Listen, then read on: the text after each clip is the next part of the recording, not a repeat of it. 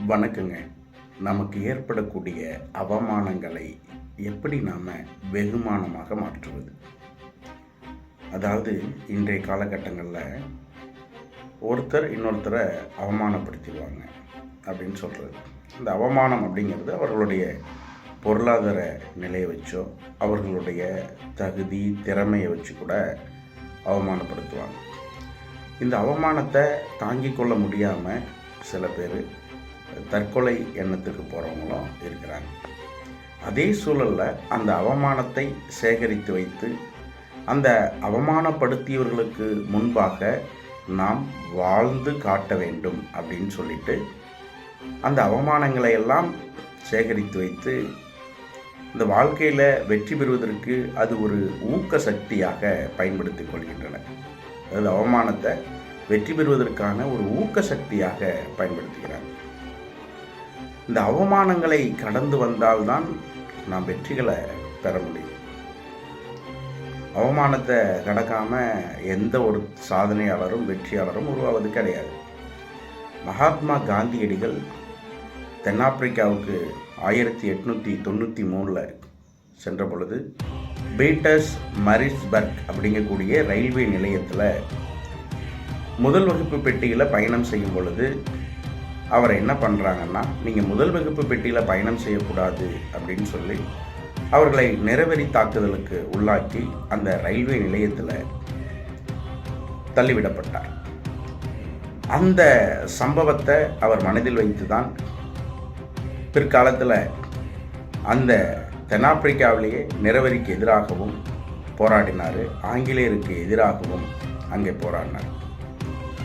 எங்கு இவர் அவமானப்படுத்தப்பட்டாரோ அதே இடத்திலேயே இன்னைக்கு அவருடைய மெழுகு சிலை இருக்கின்றது.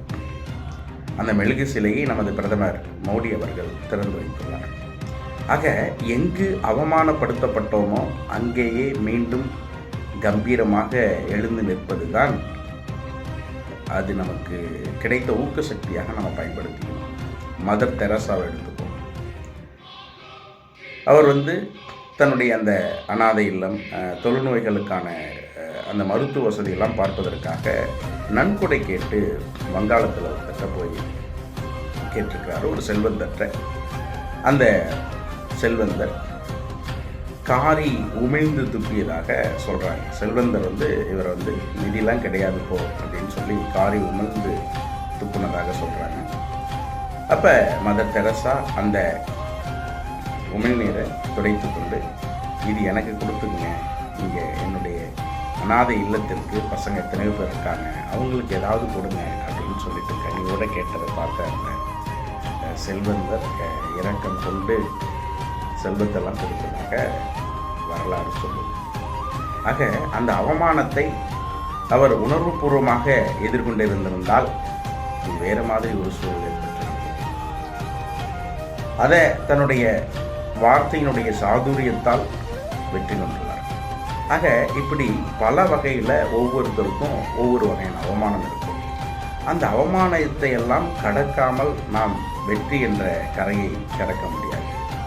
நான் கூட ஆரம்பத்தில் இந்த பயிற்சி மையம் வைப்பதற்காக ஒரு சிலர்கிட்ட அழைப்பு கொடுத்தேன்.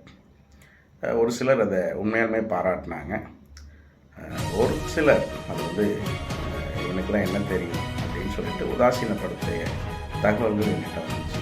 ஆனால் அதற்கெல்லாம் விமர்சனம், நான் மீண்டும் அவர்கள் என்ன பேசினாங்க அப்படின்னு சொல்லிட்டு பேசி அவர்களோட சண்டை போட்டு கொண்டு இருந்தால் நம்மளுடைய நேரங்களும் தான் விரயமாகும். நம்ம என்ன பண்ணோம், அதற்காக நம்முடைய திறமையை நிரூபிப்பதற்காக நாம் முழுமையாக பயிற்சி எடுத்தோம். இன்றைக்கி பல நூறு மாணவர்கள் என்னால் பயன்பெற்று அரசு வேலையில் இருக்கிறாங்க. அதுதான் அதே நம்ம உதாசீனப்படுத்தவர்களை மீண்டும் நம்மக்கிட்ட அகாடமியில் பயிற்சியில் சேர்த்துவிட்ட வரலாறு இருக்கின்றது. ஆக நமக்கு கிடைக்கக்கூடிய ஒவ்வொரு அவமானங்களையும் அது வெற்றிக்கான ஊக்க சக்தியாக பயன்படுத்தி கொண்டவென்றால் நிச்சயமாக நமக்கு வெற்றி கிடைக்கும். அவமானப்படுத்தியவர்களுக்கு முன்பு நாம் வாழ்ந்து காட்ட வேண்டும் என்ற ஒரு வெறித்தனத்தோடு நாம் செயல்பட்டால் நிச்சயம் வெற்றி. நன்றி.